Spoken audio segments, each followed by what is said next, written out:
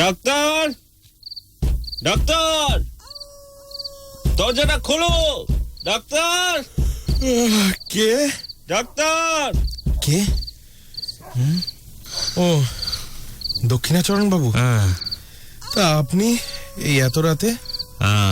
আমাকে আমাকে একটা এমন ওষুধ দিতে পারো ডাক্তার, যেটা খেলে আমি ঘুমোতে পারি? হ্যাঁ, পারো?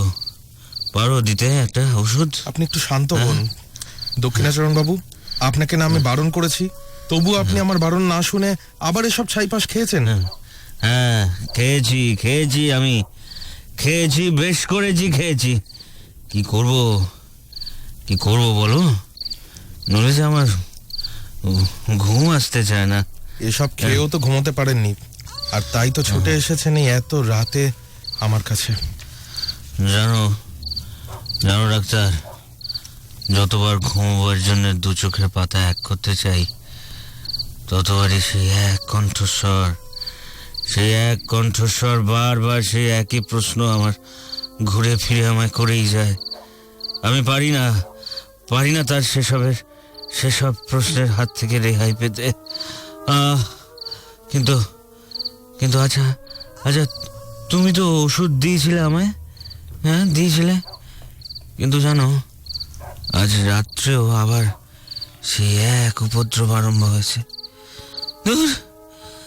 দূর, কোনো কাজে লাগলো না তোমার ওই নতুন ওষুধটা ডাক্তার। আপনি আপনার নেশার মাত্রা আবার বাড়িয়েছেন, আর সেটা আমি বুঝতে পারছি। তোমার শুধু ওই এক কথা, কতবার বলেছি, পুরোটা আদ্যপ্রান্ত না শুনলে তুমি রোগের আসল কারণটা অনুমান করতে পারবে না। তবু তুমি শুনবে না। বুঝেছি। আজ রাতে আবার আপনি আপনার জীবনের সেই কথাগুলোই আমাকে শোনাতে চাইছেন। বেশ, আমি আলোটা উস্কে দিচ্ছি, আপনি বলুন। রাত পুরোতে এখনো অনেক দেরি আছে, শুনি আপনার কথা। হ্যাঁ, শোনো ডাক্তার, আমি বলছি। কি হলো বলুন। হ্যাঁ, আমার স্ত্রী, মানে আমার প্রথম পক্ষের স্ত্রী নিরুপমার মতো গৃহিণী পাওয়া অত্যন্ত ভাগ্যের ব্যাপার। জানো, গৃহকর্ম বলো, সেবা ধর্ম বলো, তার মতো আরেকজনকে খুঁজে পাওয়া অত্যন্ত কঠিন। কিন্তু আমার তো তখন অল্প বয়স, তাই আমার মনটা সবসময় কাব্য, কবিতা এসব নিয়ে মেতে থাকতো।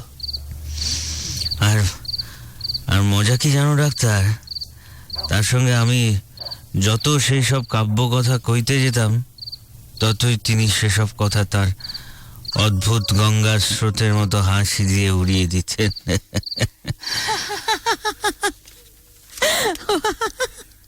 ও কি তুমি হাসছো কেন? কি আমার কথা নাকি? স্বয়ং কালিদাসই তো বলে গেছেন এই কথা, গৃহিণী সচিব সখী মিথ, প্রিয় শিষ্যা ললিতে কলাবিধ। রাখো তো তোমার ওই কাব্যের সব খটোমটো কথা, ওসব বইয়ে পড়তে ভালো লাগে। তোমার মুখে শুনলে যে শুধু হাসি পায়। জানো ডাক্তার, তার এই হাসির জন্য তাকে আমি এইসব প্রেমালাপের কথা কখনো তেমন করে বলতেই সাহস পাইনি। তবে যাতে সে দক্ষ, যে কাজে তার জুড়ি মেলা ভার, ঈশ্বর অচিরেই সেই কাজের ভার তাকে দিলেন। কি কাজ? চোটে সামান্য একটা ব্রণ বিষিয়ে গিয়ে আমি প্রায় মরতে বসলাম, বুঝলে। বাঁচবার আশা আমার ছিল না। সে সময় দেখলাম নিরুপমাকে, ও এক মুহূর্তের জন্য বিশ্রাম করলো না। তার সামান্য শক্তি দিয়েও সে প্রাণপণ ব্যাকুলতার সঙ্গে আমার দরজায় যে যমদূতগুলো এসেছিল তাদের সঙ্গে লড়াই চালিয়ে গেল। তার হৃদয়ের সমস্ত প্রেম, সমস্ত যত্ন দিয়ে সে যেন আমার এই অযোগ্য প্রাণটাকে বুকের শিশুর মতো দুহাত দিয়ে ঢেকে রেখেছিল। তার খাওয়া ছিল না, ঘুম ছিল না, জগতের আর কোনো কিছুর প্রতি কোনো দৃষ্টি ছিল না। তবে যমু তার প্রতিশোধ নিতে ছাড়ল না। যম যখন আমায় নিয়ে যেতে ব্যর্থ হলো, তখন ফিরে যাওয়ার সময় নিরুপমাকে একটা প্রবল থাবা মেরে গেল। নিরুপমা তখন গর্ভবতী ছিল। কয়েকদিন পর তার একটি মৃত সন্তান ভূমিষ্ঠ হলো। কিন্তু কিন্তু সেই যে স্বাস্থ্য ভেঙে গেল নিরুপমার, আর তা জোড়া লাগলো না।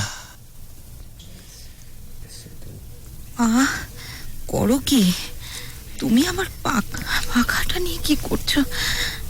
না না, আমাকে বাতাস করতে হবে না। দাও তো দেখি, পাখাটা আমার হাতে দাও, আমি নিজেই হাওয়া খেতে পারবো। কেন? আমি দিলে ক্ষতি কি? তোমার জ্বরটা যে বেড়েছে। তুমি একটু চুপ করে শুয়ে থাকো তো নিরু। পুরুষ মানুষের অতটা বাড়াবাড়ি ভালো নয় গো। উফ, নিজের স্ত্রীকে রোগের সময় একটু সেবা করছি, তাছাড়া তো আর কিছু নয়। এতে বাড়াবাড়ির কি আছে? লোকে বলবে কি? অমন করে দিন রাত্রি তুমি আমার ঘরে যাতায়াত করো না। যখনই ভাবি তোমার এত কষ্ট শুধু আমারই জন্য, তখনই মনে হয় যদি তোমার কষ্ট কমাবার জন্য কিছু করতে পারতাম। কিন্তু কিছুই যে করতে দাও না তুমি আমাকে। কে বললো করতে দিই না? বেশ তো, নেহাতি যদি কিছু করতে চাও তো আমাকে ধরে ধরে বাগানে নিয়ে চলো। সেই যেখানটা আমি আমার মনের মতো করে মেহেদির বেড়া দিয়ে ঘিরে নিয়েছিলাম। যাবে? যাবে সেখানে? হ্যাঁ যাব। বেশ। ঘরে বদ্ধ থেকে থেকে আমার প্রাণ যেন কেমন করছে। আজ একবার আমার সেই বাগানে গিয়ে বসতে খুব ইচ্ছে করছে গো। বেশ তো, খুব ভালো কথা। চলো না, চলো। ওঠো তো দেখি, ওঠো। আস্তে আস্তে আস্তে। চলো চলো চলো চলো।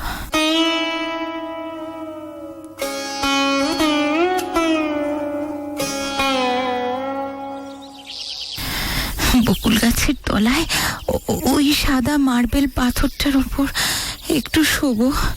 শোবে? শো। আমার কোলে তোমার মাথাটা রাখো। না না, ছি ছি, লোকে কি বলবে? তার চেয়ে একটা বালিশ এনে দাও তুমি। আচ্ছা বেশ বেশ, যা তোমার ইচ্ছে। বালিশ এনে দিচ্ছি, দাঁড়াও। এই যে এনেছো? এই নাও। হ্যাঁ, এই নাও। দাও দাও। আচ্ছা, আজ বোধ হয় শুক্লপক্ষ না গো? হ্যাঁ, চৈত্র মাসের শুক্লপক্ষ। নিরু, হাতটা কি রোগা হয়ে গেছে গো? চুড়িগুলো আগে কেমন বসে যেত, এখন আলগা হয়ে শুধু শব্দ করছে। ডাক্তারবাবু বলেছেন একবার হাওয়া বদল করে দেখলে ভালো হয়। ভাবছি এলাহাবাদ যাবো, বুঝলে? বেশ তো, তাই চলো না। আচ্ছা নিরু, বলো। তোমার ভালোবাসা আমি কোনো কালে ভুলবো না, জানো? কি বললে? কোনো কালে ভুলবে না? এ কখনো সম্ভব? আর আমি তা প্রত্যাশাও করি না।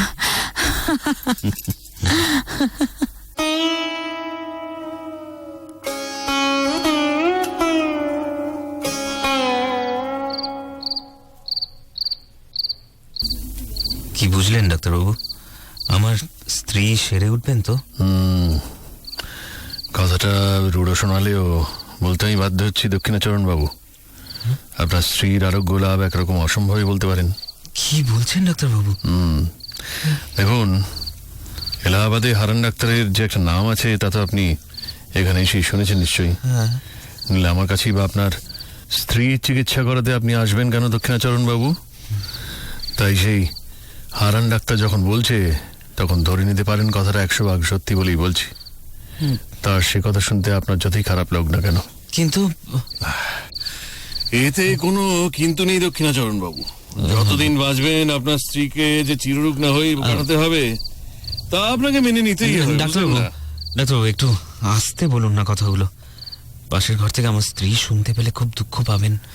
আমি দুঃখিত দুঃখিত, কিন্তু কি জানেন, আমরা হলাম ডাক্তার, মানুষের জীবন মৃত্যু সম্বন্ধে তাই আমাদের মন একটু অসাড়ি হয়।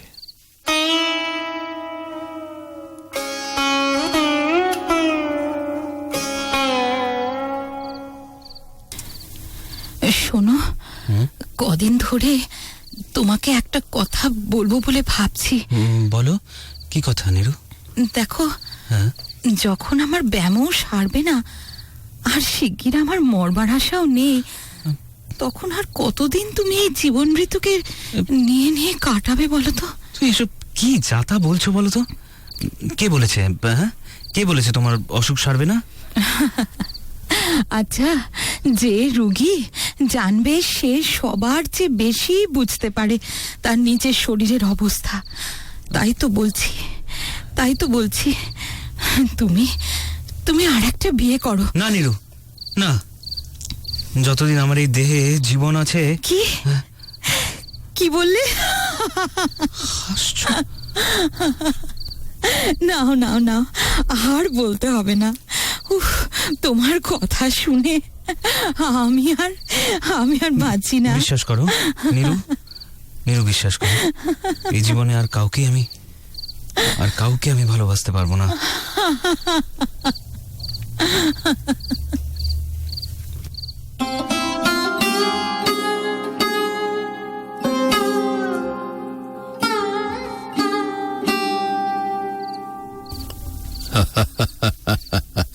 ওই দেখুন দক্ষিণচরণ বাবু, কথায় কথায় কত রাত হয়ে গেল। হ্যাঁ, আজকেও আপনাকে কিন্তু আমি না খাইয়ে ছাড়ছি না। কি বলিস মা মনোরমা? হ্যাঁ, বাবা ঠিকই বলছেন। মানে দক্ষিণাচরণ বাবু, এত রাতে আপনাকে কিন্তু আমরা না খাইয়ে ছাড়তে পারবো না। কিন্তু না, কোনো কিন্তু আমরা শুনবো না। কি বলো বাবা? নিশ্চয়ই মা, নিশ্চয়ই। এটার বলবার কি আছে? আর তাছাড়া দক্ষিণাচরণ বাবুর স্ত্রী অসুস্থ, বাড়িতে এমন কেউ নেই যে একটু যত্ন করে তাকে খাওয়ায়।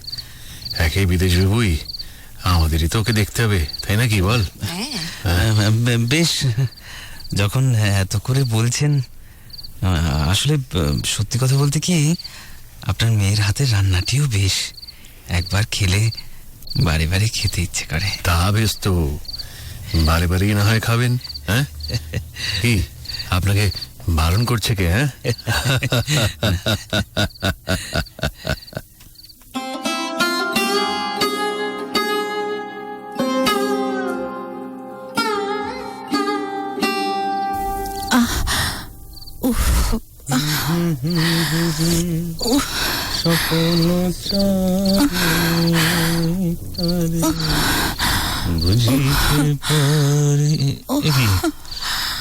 তুমি এখনো ঘুমোওনি? হ্যাঁ, না, রাতের ওষুধটা তো এখনো খাওয়া হয়নি। তুমি তো রোজ ওটা দাও। ওষুধ? ও হ্যাঁ হ্যাঁ হ্যাঁ, তোমার সেই রাতের মিক্সচারটা না? এই রে, আমার একদম মনে ছিল না।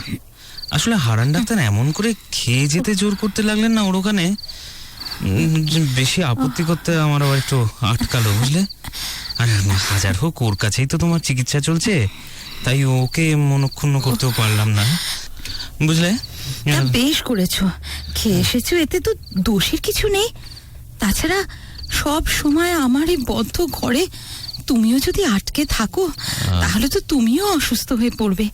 একটু হাঁটাহাঁটি করলে খিদেও তো বাড়বে তোমার। আসলে ওই হারান ডাক্তারও আমাকে এই একই পরামর্শ দিয়েছেন, জানো, এই রোজ বিকেলে কিছুটা বেড়াতে বলেছেন আর কি। ও, তা বেশ তো, এবার থেকে রোজই তুমি বেড়াতে যাবে, কেমন? নাও নাও, তোমার ওষুধটা নাও। দাও দাও।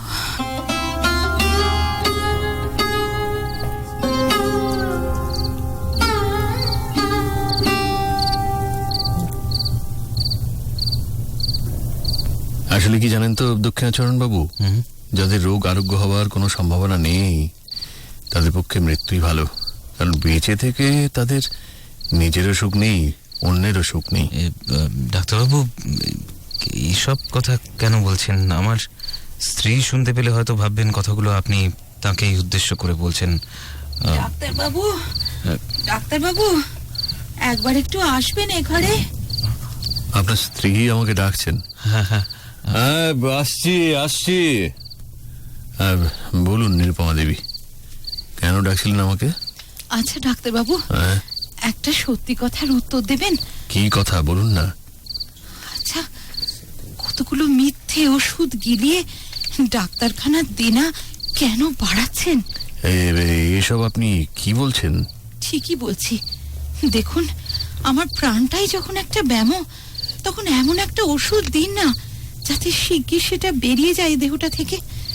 ছি, এমন কথা কখনো বলবেন না। আমি চলি চলি। একটু একটু দাঁড়ান ডাক্তারবাবু। শুনছো শুনছো, তুমি ডাক্তারবাবুর সঙ্গে যাও না, একটু বেরিয়ে এসো না, নইলে যে তোমার আবার রাতে খিদে হবে না। কই, কি হলো? যাও না ডাক্তারবাবু। ডাক্তারবাবু, ওকে একটু বলুন না হাঁটতে হ্যাঁ, যেতে, হ্যাঁ। নইলে উনিও যে অসুখে পড়ে যাবেন। নিরুপমা,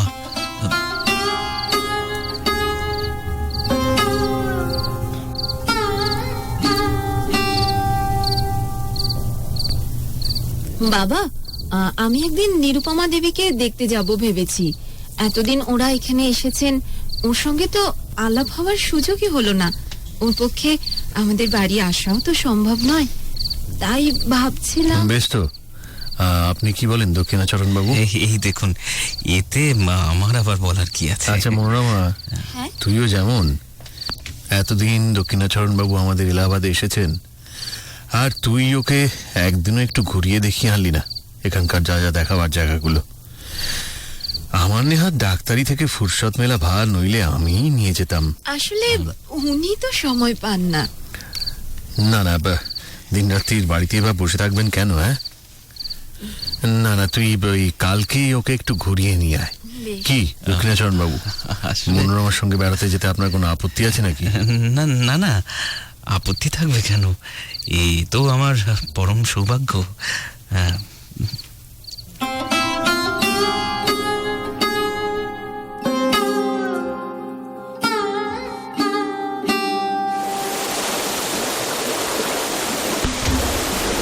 এই যে, এই হলো প্রয়াগের বিখ্যাত ত্রিবেণী সঙ্গম।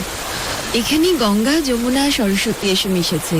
সত্যি এতদিন শুধু নামই শুনেছি, আজ স্বচক্ষে দর্শন করবার সৌভাগ্য হলো। ভাগ্যিস আমাকে তুমি এখানে আনলে। জানি তো, এখানে যুগ যুগ ধরে কত সহস্র মানুষ প্রতি বছর এসে তাদের মনের কামনা বাসনা জানায়। জানি, তবে এটা জানি না যে প্রয়াগের এই পবিত্র সঙ্গমস্থলে জানানো আমার মনোকামনা পূর্ণ হবে কিনা। কি আপনার মনোকামনা? আগে পূর্ণ হোক, তারপর বলবো।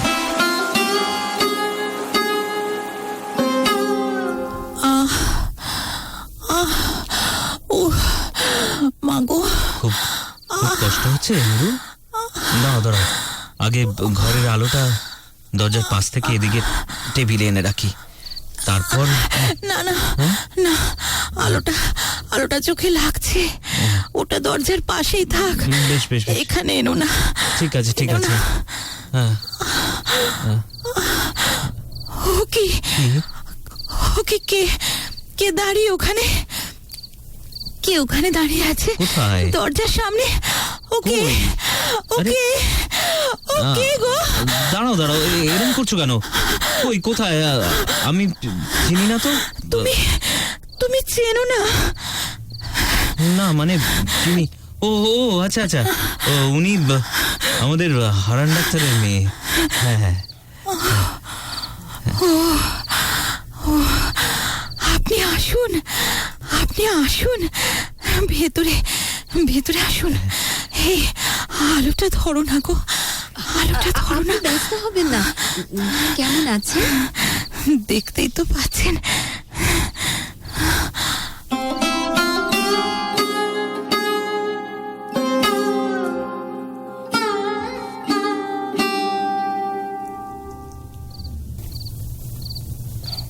এই দেখুন, আমি আজ দুটো নতুন ওষুধ এনেছি। একটা খাওয়ার, এই যে এই হলুদ বোতলে যেটা আছে, হ্যাঁ, আর এই নীল শিশিটা হলো মালিশ করবার। দেখবেন দুটো যেন ওই মিলেমিশে এক না হয়ে যায়, মেলাবেন না কিন্তু। এই মালিশটা কিন্তু ভারী বিষ, এই যে এই টেবিলের উপর রেখে দিলাম, আশা করি এতেই আপনার কাজ হবে। আপনি যখন বলছেন তখন নিশ্চয়ই হবে ডাক্তারবাবু। ওই দেখুন, আপনার মেয়ে এলেন, অথচ আমার পক্ষে ভালো করে আতিথেয়তা করা সম্ভব হলো না। কি যেন নাম আপনার ভাই? মনোরমা। বাহ, বেশ নাম। মনোরমা, হ্যাঁ, আমরা এখন যাই, চল। হ্যাঁ, ওর শরীর ভালো না, আমরা থাকলে হয়তো বেশি কথা বলতে চাইবেন, তাতে ওর ক্ষতি হবে মা। কিন্তু বাবা, হ্যাঁ। আমি এখানে থাকি না কেন? সঙ্গে মহিলা তো কেউ নেই, ওর সেবা করবে কে? না না, ছি ছি, আপনি কেন কষ্ট করবেন? পুরনো কাজের লোক আছে, সে আমাকে মায়ের মতোই যত্ন করে। আসলে উনি যে মা লক্ষ্মী, চিরকাল পরের সেবা করে এসেছেন, তো অন্যের সেবা তাই সইতে পারেন না। আর একটা অনুরোধ ডাক্তারবাবু, হ্যাঁ হ্যাঁ, বল। ইনি বদ্ধ ঘরে আজ সারা দিন বসে আছেন, ও একে একবার বাইরে বেড়াতে নিয়ে যেতে পারেন? হ্যাঁ, নিশ্চয়ই পারি। আসুন না, আসুন না দক্ষিণাচরণ বাবু, আপনাকে নদীর ধার থেকে একবার বেরিয়ে আনি। তবে আপনাকে যা যা বলে গেলাম আপনি কিন্তু তাই তাই করবেন নিরুপমা দেবী। আচ্ছা এই হলুদ বোতলের ওষুধটা খাবেন, আচ্ছা, আর এই নীল শিশির ওষুধটা মালিশ করবেন। ঠিক আছে। সাবধান, কোনোভাবেই যেন ওই মালিশ হাতটা মুখে লাগাবেন না, ওতে কিন্তু ভীষণ বিষ আছে। আসুন আসুন দক্ষিণাচরণ বাবু, আয় মা মনোরমা, আয় আয়। হ্যাঁ, চলি। আসুন আসুন ভাই।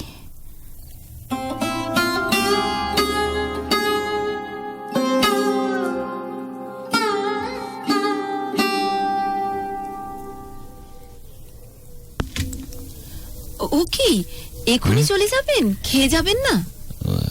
আজ থাক মনোরমা। কেন থাকবে কেন? না ডাক্তারবাবু, আজ নিরুপমার শরীরটা একদমই ভালো নেই, ও দেখলেনই তো, তাই মনটা একটু উতলা হয়ে রয়েছে। আজ বরং আমি যাই। হ্যাঁ, কাল আসছেন তো? ইচ্ছে তো আছে। আচ্ছা চলি।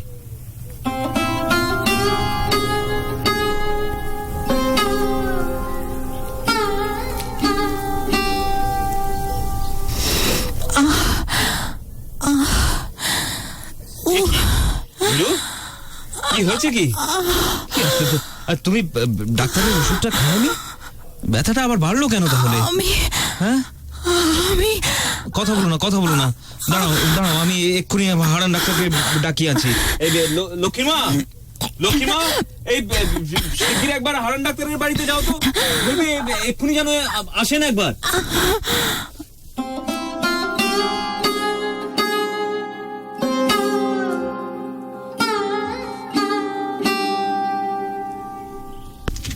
কি করে এমন হলো? হ্যাঁ, আপনি কি ওষুধটা খাননি? আচ্ছা আচ্ছা, সেই মালিশের শিশিটা কোথায়? হ্যাঁ, একবার মালিশ করে দেখি ব্যথাটা কমে কিনা। কোথায় গেল শিশিটা? এই টেবিলের ওপরেই তো রেখেছিলাম। এই তো এইখানেই আছে, কিন্তু কিন্তু এ তো দেখছি একদম খালি। হ্যাঁ, আপনি কি ভুল করে এই নীল শিশির মালিশের বিষ ওষুধটা খেয়ে ফেলেছেন নাকি? হ্যাঁ নিরুপমা দেবী, হ্যাঁ তাই হবে হয়তো। সর্বনাশ, তাহলে তো এক্ষুনি ওই পাম্প করে পেট থেকে বিষ ওষুধটা বার করতে হবে। আমি এক্ষুনি আসছি দক্ষিণাচরণ বাবু। হ্যাঁ, আপনার গাড়িটা আছে তো? এক্ষুনি একবার আমার বাড়ি থেকে এই পাম্পটা আনতে হবে। আমি আসি। তাই যান ডাক্তারবাবু, তাই যান।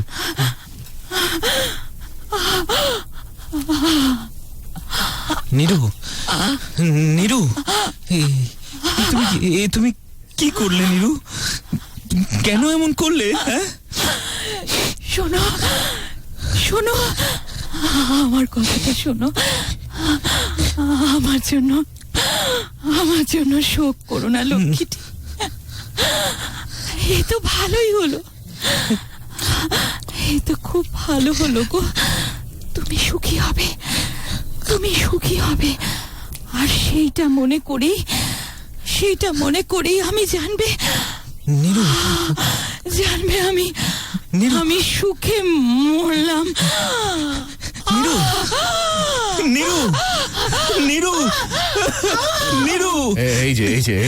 এই যে পাম্প পেয়েছি, এই যে। হ্যাঁ, এ কি কি হলো? আর আর কি হবে ডাক্তারবাবু, নিরুপমা যে সব যন্ত্রণার বাইরে চলে গেল।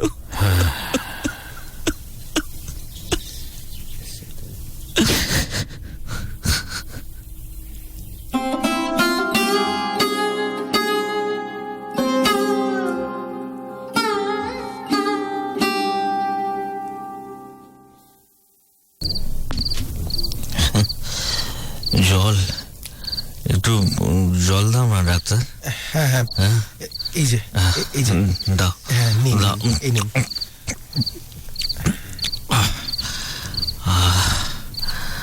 বড় গরম আজ। রাত শেষ হতে আর খুব বেশি দেরি নেই দক্ষিণাচরণ বাবু। হ্যাঁ হ্যাঁ, কিন্তু আমার কথা শেষ হতে যে আরো দেরি আছে ডাক্তার। বলুন, হ্যাঁ, আমি তো শুনছি। মনোরমাকে আমি বিয়ে করে দেশে ফিরলাম। মনোরমা যদিও তার বাবার ইচ্ছেতেই আমাকে বিয়ে করলো, কিন্তু কেন যেন আমার মনে হতো যে তার মনের মধ্যে কোথাও যেন কোনো একটা খটকা লেগেছিল। তাই সে হাসতো না যখন আমি তাকে আদরের কথা বলতাম। সে গম্ভীর হয়ে থাকতো যখন তার হৃদয় অধিকার করবার জন্য আমি প্রেমালাপ করতাম। ঠিক ঠিক এই সময় না আমি নেশা করা শুরু করলাম। একদিন আমাদের সেই বরানগরের বাগান বাড়িতে বেড়াচ্ছি মনোরমাকে নিয়ে। নিরুপমার নিজের হাতে তৈরি সেই বকুলতলায় মেহেদির বেড়া দেওয়া বাগানখানায় মনোরমা সেই সাদা মার্বেল পাথরের বেদিটার উপর শ্রান্ত হয়ে শুয়ে পড়েছিল। আমি তার কাছে এসে তার হাতটি আমার দু হাতের মধ্যে ধরে পড়লাম।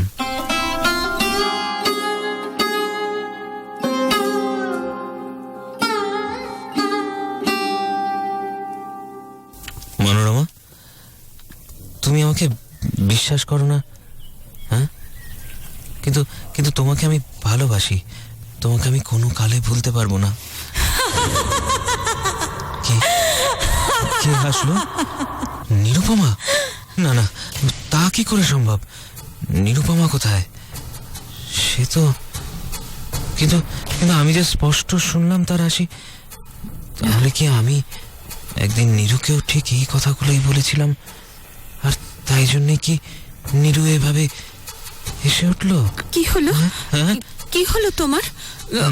অমন করছো কেন? কি হলো তোমার?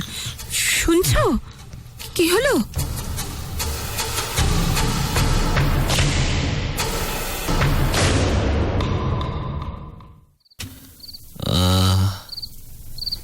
নীরু, নীরু। আমি মনোরমা। কি? ও মনোরমা, হ্যাঁ। তুমি? আমি কোথায়? তুমি বকুলতলায় অজ্ঞান হয়ে গেছিলে, এখন বিছানায় শুয়ে আছো। কিন্তু কিন্তু তোমার হঠাৎ এমন হলো কেন বলো তো? সে কি, তুমি কিছু শুনতে পাওনি? না। সমস্ত আকাশ ভরে হা হা করে যেন একটা হাসি বয়ে গেল তখন। মা, তুমি শুনি? সে বুঝি হাসি? হাসি নয়? হ্যাঁ, তাহলে কি? সার বেঁধে এক ঝাঁক পাখি উড়ে গেছিল যে তখন, তাদেরই তো পাখার শব্দ শুনেছিলাম। উফ, বাবা, তুমি এত অল্পেই ভয় পাও।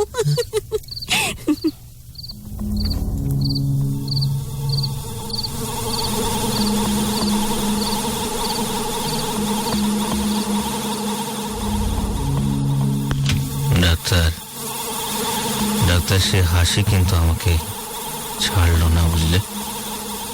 এরপর একদিন মনোরমাকে নিয়ে বোটে করে বেড়াতে বেরোলাম। আমরা দুজনে বেড়াতে বেড়াতে সেদিন অনেক দূর চলে গেলাম। সূর্যাস্তের স্বর্ণচ্ছটা মিলিয়ে যেতেই শুক্লপক্ষের নির্মল চাঁদের আলো দেখতে দেখতে ফুটে উঠল।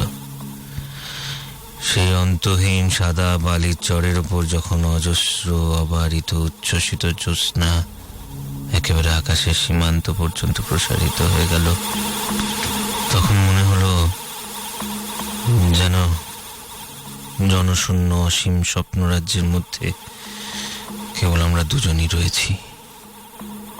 মনোরমা এই প্রথম নিজে থেকে আস্তে আস্তে তার হাত দিয়ে আমার হাতটা চেপে ধরল। আমি তার মুখখানা তুলে ধরে যে মুহূর্তে তাকে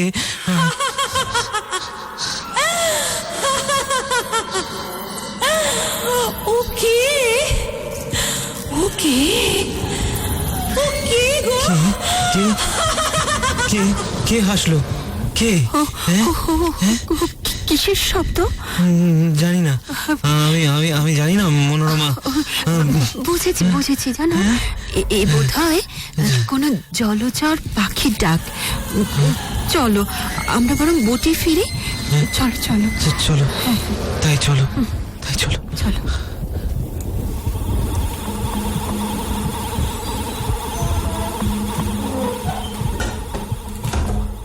ওকে ওকে ওকে গো ওকে ওকে ওকে গো ডাক্তার, বোটের মধ্যে রাত্রির অন্ধকারে আমার পাশে বিছানায় ঘুমন্ত মনোরমা, কিন্তু আমার মশারির বাইরে আমি যেন দেখতে পেলাম কি একজন অন্ধকারে আমার মশারির কাছে দাঁড়িয়ে ঘুমন্ত মনোরমার দিকে একটিমাত্র দীর্ঘ শীর্ণ অস্থিসার আঙ্গুল দেখিয়ে আমার কানে কানে অত্যন্ত চুপি অস্ফুট কণ্ঠে কি বলি জিজ্ঞাসা করতে লাগলো।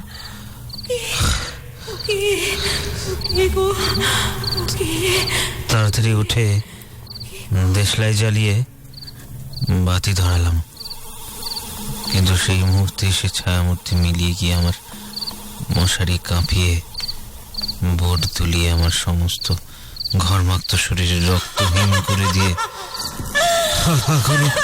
একটি হাসি অন্ধকার রাত্রির ভেতর দিয়ে বয়ে চলে গেল।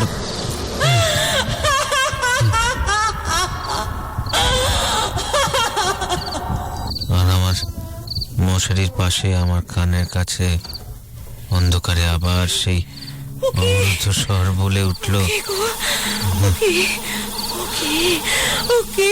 ডাক্তার আমি আর পারছি না, ডাক্তার আমি আর পারছি না। এই নিন দক্ষিণাচরণ বাবু, একটু জল খান। জল খান। জল? হ্যাঁ নিন খান। হ্যাঁ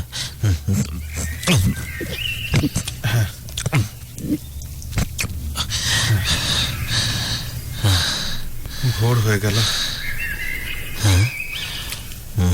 ভোর হয়ে গেছে বুঝি? হ্যাঁ।